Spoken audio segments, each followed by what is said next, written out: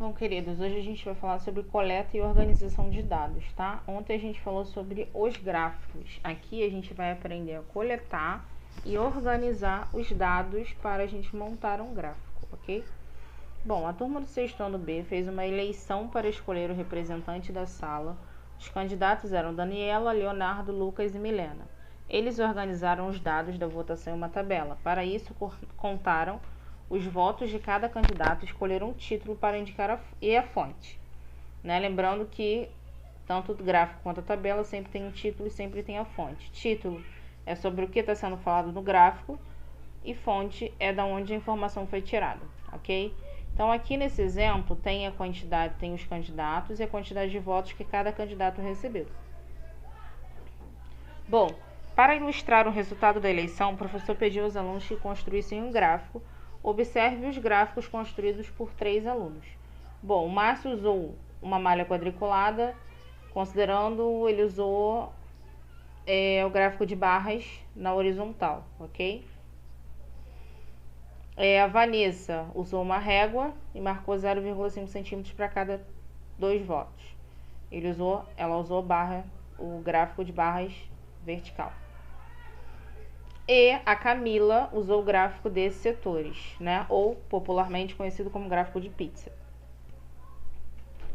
Poderíamos representar o resultado dessa eleição, por exemplo, em um quadro, no qual os votos são indicados um a um em uma tabela ou em tipos diferentes de gráficos. Poderíamos também compor um texto informando a quantidade de votos recebidos por candidato.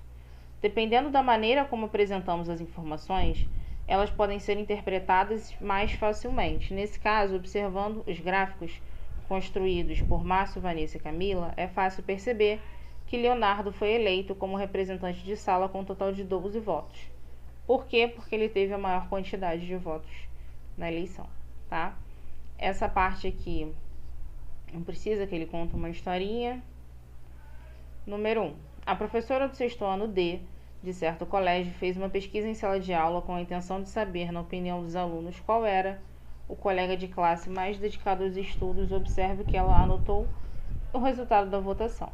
Então, na letra A, segundo os dados apresentados, na opinião dos alunos, qual é o colega mais dedicado aos estudos? Ou seja, quem recebeu mais votos e quem recebeu menos votos, tá?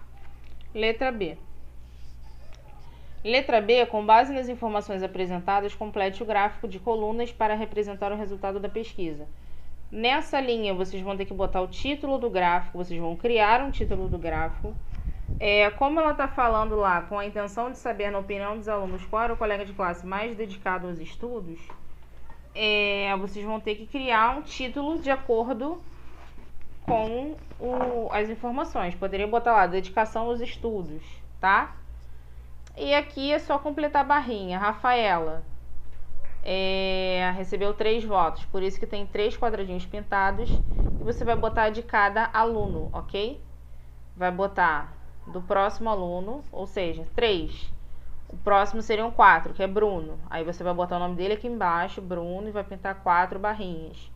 O próximo, Tiago, 5. Eu vou botar o nome dele aqui e vou pintar 5 barrinhas, ok? E assim sucessivamente. E a fonte? Da onde foi a fonte? Foi pesquisada onde? No sexto ano D, na sala de aula do sexto ano D, ok? Número 2, escreva um texto explicando o assunto e as informações contidas no gráfico a seguir. Nesse texto, justifique se esse tipo de gráfico é adequado para apresentar essas informações. O gráfico aqui, quantidade de títulos da Copa do Mundo de Futebol. Eu só poderia usar o gráfico de setores ou poderia usar outro tipo de gráfico?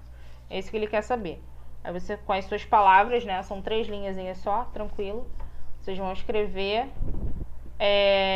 justificando se esse tipo de gráfico está certo ou não. E se não estiver certo, qual gráfico que estaria mais adequado para representar a quantidade de títulos da Copa do Mundo. A3 não é para fazer, tá? Aqui tá pedindo para juntar. Se a gente tivesse em sala de aula, né, todo mundo junto, a gente faria isso aí, tá? Beijos.